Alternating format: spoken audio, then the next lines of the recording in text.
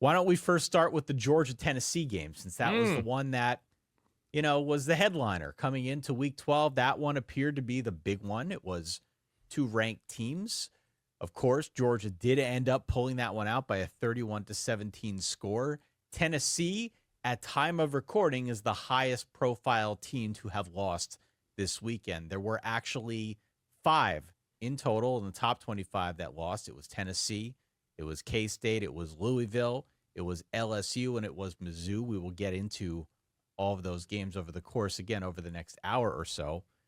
But the Georgia-Tennessee game was interesting for a while, at least. 17-all at halftime. If you look at the box score, if you didn't watch the game, you'll note that it was fairly evenly matched with respect to time of possession. Georgia just got way more pop out of the passing game. Yes. And I think that's the takeaway. If you watch this game, and I think especially as we've had this discussion now for a few weeks running about Carson Beck, and does he have the yips? What's going on? He's been more turnover prone these last few weeks. That did not at all seem to be the case in this matchup. Maybe it's because they were at home. Maybe it's just because he worked it out of his system. But Carson Beck seemed very calm, very composed. Not only was he hitting big passes, hitting guys in stride accurately, he also was running in, I think, really high leverage moments to get first downs. Yes. To extend drives, to do things of that nature. So Carson Beck, for my money, was the best player in this game for Georgia on the heels of a couple weeks of really not so good play.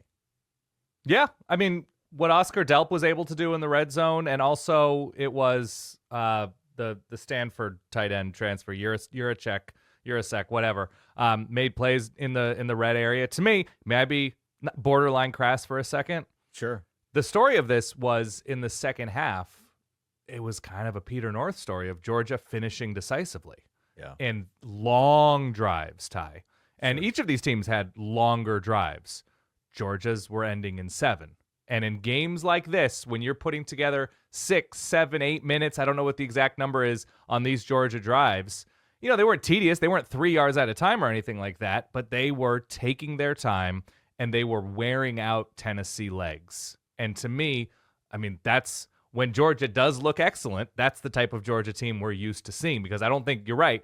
They don't necessarily, and we've talked about this, they don't have the consistent pop in the passing game. They did tonight. Carson Beck looked more confident, especially over the middle of the field. That Oscar Delp touchdown obviously was the punctuation of that thought. But yeah, picking up the plays with his legs and seemed to have a clearer mind. I want to say Georgia's been away from home for a month, right? I know Kirby made a comment about that it's actually nice to play a game between the hedges. I mean, if you take into account the Jacksonville game against Florida, I think it's right around a month since they last played a true home game. So maybe there was something about Carson Beck's mind at ease against an excellent Tennessee defense, but Tennessee was unable to sustain those drives in the second half. It was tied at halftime, right? It was 17-all. 17-all, yeah. And there was something, and this was a theme of the day, is stacking the little things, that Georgia was able to stack more little things against Tennessee. And as much as I could see, because this game was happening at the same time as the number 1 team in the nation on the ropes, that Georgia just, I don't know, they were falling forward more. They were picking up 3rd and 7s more, and Tennessee was struggling with that. And, which Georgia team are we getting week to week? TBD. But hopefully if you're a Georgia person, human, whatever, that this is the start of a new section of their season. Well, look, they look good. They really did. They look good. And to your point, they haven't been home in a good long while, since that Mississippi State game a few weeks back. And in between then, a lot has happened, right? They had the win against Texas. They have had these brief moments of panic in between then and now. Like, it's been a roller coaster of a 4 or 5 week stretch for Georgia Bulldogs fans. Yeah. But this was a nice punctuation mark as it relates. By the way, the drops from Tennessee. Yeah.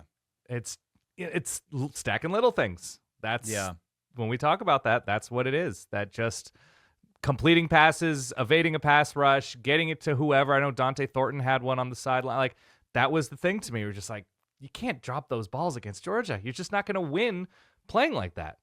Yeah, and what I was going to say is that as it relates, I think, to Tennessee and what we saw out of them. No, it's cool. Nico played in this game, he was in concussion protocol throughout the course of the week. He did play. I thought he looked really solid. Yes. The problem is that they weren't hitting much down the field. No. When I said earlier about getting more pop out of the passing game, he was completing passes. Georgia was the only side that was completing them down the field.